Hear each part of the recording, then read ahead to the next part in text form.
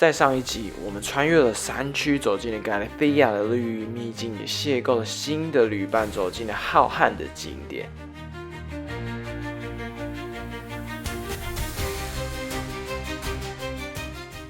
在萨利亚正式踏进朝圣之路的最后一个阶段，这一集我们将继续朝着终点迈进，从人声鼎沸的起点到每一个隐藏的森林回忆时刻。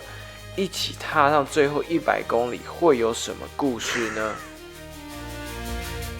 今天醒来，我们即将离开萨利亚这个被视为最短可以拿到朝圣证书的地方，因为只要从这里徒步100公里，就可以获得那张证书。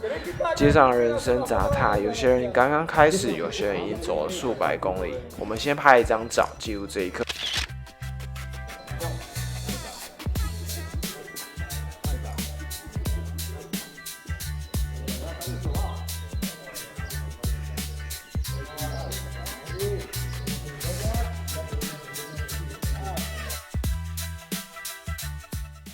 然后开始爬坡，这是一场从城市回到山林的洗礼，也是从喧嚣走回自己内心的准备。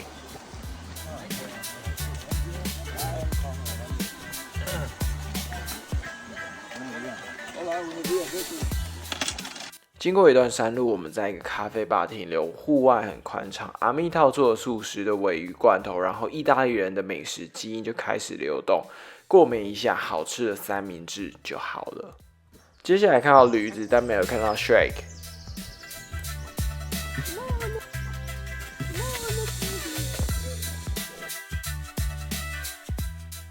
你们看看这2个版本的我，哪一个才是你觉得朝圣者的模样呢？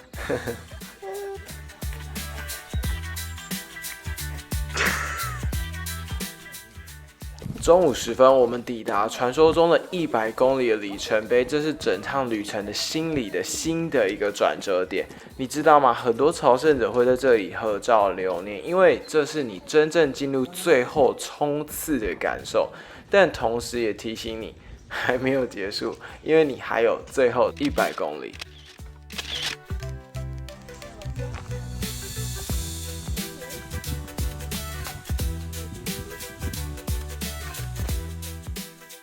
当你看到那块石碑的时候，甚至看到自己跟伙伴的合照，你心里会有一种很复杂跟特别的感觉，因为你从第一天的孤身启程到此时此刻有人跟你一起分享路途，这不是一段距离，而是一个历程。旅途上从来都不一定只是地图上的一条线，而是一种心理的曲线。结束完一大段 Camino BGM 模式，到了 Porto Marlin 这一座城市，位于米尼奥河畔。1950年代的时候，因为水库清建而整座迁移至上山，所以你现在走的每一步的下面可能是一个旧城的遗址。这个地方有一种说不出来的安静，也许是历史沉在水底的缘故吧。这里有一个敲钟的装置，据说是象征爱情跟缘分。旁边有一个很热情美丽的女士，想帮我拍个照。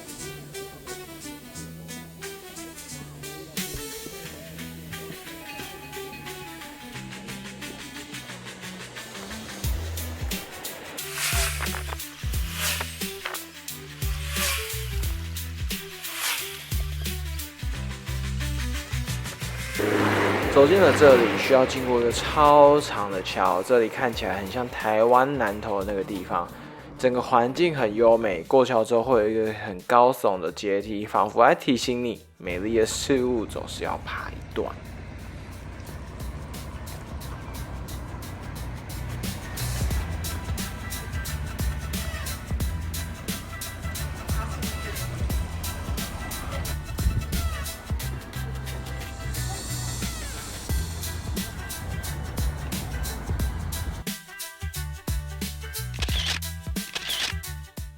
从萨多利亚到这里大概已经20公里，这时候已经2点多左右了。我们在超市买一些补给品，我印象很深刻，那里很美，很舒服，很像西班牙的日月潭。在超市的时候 ，Hendry 已经明显的他不舒服，没办法继续往前走了。我和阿密继续吃一点午餐，接着和 Hendry 离别，我们继续往前。我现在想起来，其实那一天的下午非常的遥远。但我没有记录太多，如果你还在位置上，那我就把故事继续说下去。接下来3个多小时的山路穿梭，有时候吃东西，有时候边听一点音乐。这个时候，在6点58分的时候，那一天走了34公里，还有加上不断的山路，最后我必须承认，蛮疲劳的。抵达庇护所的时候，天已经接近晚上的7点。我们那一天走了34公里，每天都有一种超越不同自我的极限的感受。我今天蛮早就决定要出发了，这间庇护所不太好睡，对，可能是我在这一次的影片记录下第一次说出这一件事情。整体来说，其实并没有不太好，但要说的话，或许是床吧。一刚开始，我的床边缝里面就有很多的饮料瓶瓶罐罐没有被清理，而且看起来非常久了。睡觉的时候，我以为我想太多，但后来我跟阿密聊到这间庇护所，我们一致认为真的睡起来身体痒痒的。今天早上雾气很重，空气像是冷冻库一样吧，我手也感觉到非常的冻僵。我没有吃早餐，然后在爬坡路途，我发现我是一个非常需要吃早餐的人。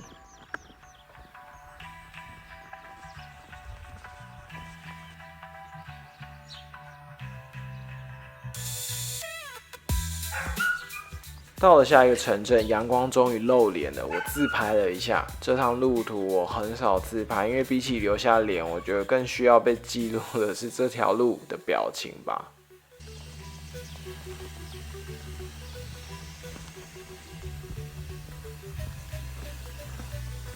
老实说，今天早上不太顺，因为水不够喝。我6点多一路到7点半的时候，我水严重的不够。后来到了8点多，到了这一间咖啡店，这间 bar 明显的有特别装潢过，户外区也很有空间，非常舒服。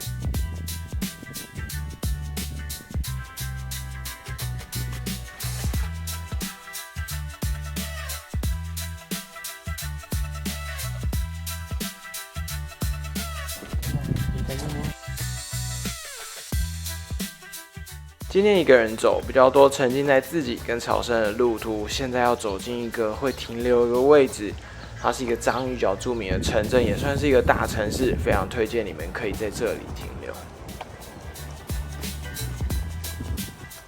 这里是 Melide， 在靠近闹区的时候，在一个披萨店旁边，你会看到一个旧石碑，一个极度老的路标，上面显示的是距离51公里。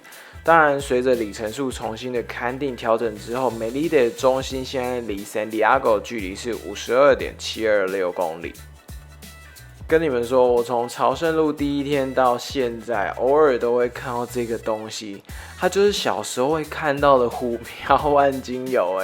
在朝圣路上，没想到这么多人使用。在城市的教堂旁边有一个很特别的雕像，这个雕像想要表达的是不要忘记尊重对好跟坏，有时候不知不觉的你就会遇到天使。这个路上我们的确遇到不少天使。而在另外一边有一个十字碑，据说是14世纪的时候一个作品，有人说它是整个加利西亚最早的一个十字碑，正面是一个基督像，而背面是一个骷髅地。今天其实在找庇护所的时候有一些折腾，因为本来要去1号庇护所，然后结果他说满了，我再走20分钟到了2号庇护所，而他今天说他今天接了一个很大组的学生，所以也满了，所以我去了3号，而3号就在 A 旁边，所以我又再走20分钟。这间住宿非常宽敞，而且有洗衣机。今天一样，入住之后洗了个澡，然后整理一下，再出门探索这座城市。逛了几间当地的店，然后再到一间 gelato 店，直接问店员推荐的口味。吃完之后发现肚子有点更饿了，才想起来哦，我今天没有吃午餐。那时候已经5点多了，所以旁边刚好有一间很有名的店，但我没有点章鱼脚。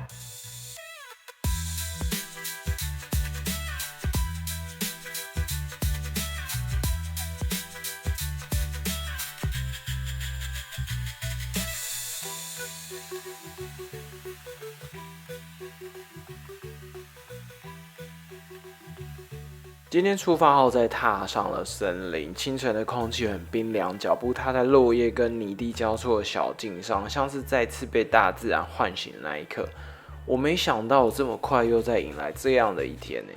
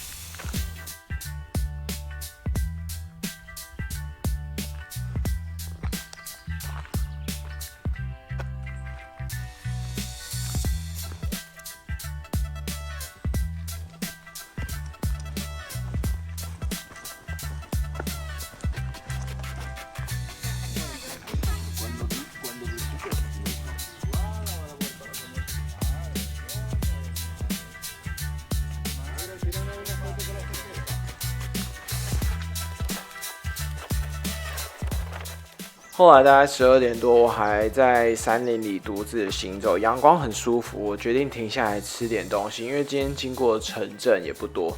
这时候我想到一件很好笑的事情，前几天你还记得吗？我们有煮饭，所以我买了1整瓶的橄榄油，对，1整瓶，我还信心满满的觉得说，哦，这样之后我们就可以方便料理了。结果就在那一次之后，我们几乎也没机会煮到，所以我就背着那一瓶油到处走。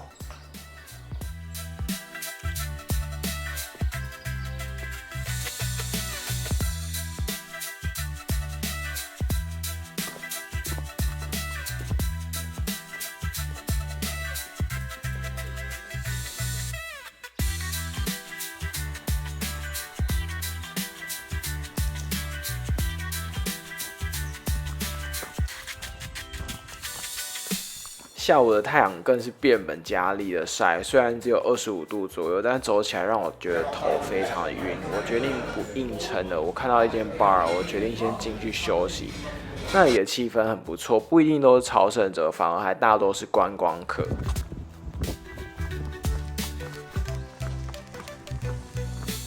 当你看到地名 Albino， 代表这一段路的最后一刻要来了。下一站 Santiago de Compostela， 没错，目的地近在咫尺。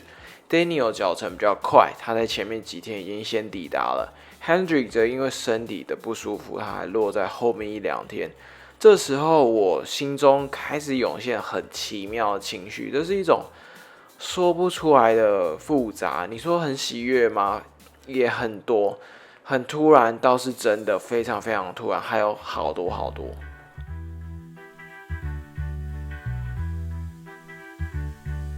那天天气非常好，大概15度，但阳光对我来说太大了，好热。洗完澡之后，洗完衣服，接着你还记得吗？走吧，我们去探索城市。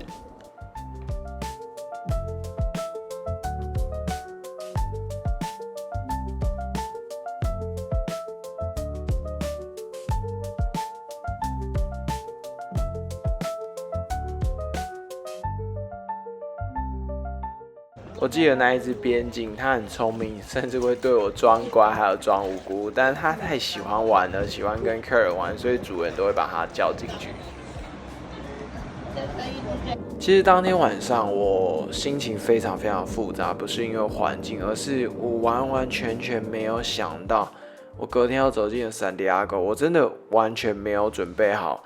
一切都觉得非常非常的突然，我以为我会在更多的城镇停留，结果我隔天睡了一个超级晚，整栋庇护所只剩下我，好像我是那边的管理员一样。今天这一集先到这里，记得关注我的影片还有 Instagram。我知道你很忙，但不要错过，记得订阅、开启小铃铛，让它通知你就可以了。留言给我任何超棒的想法，分享给你正在规划人生的朋友。我们下次见。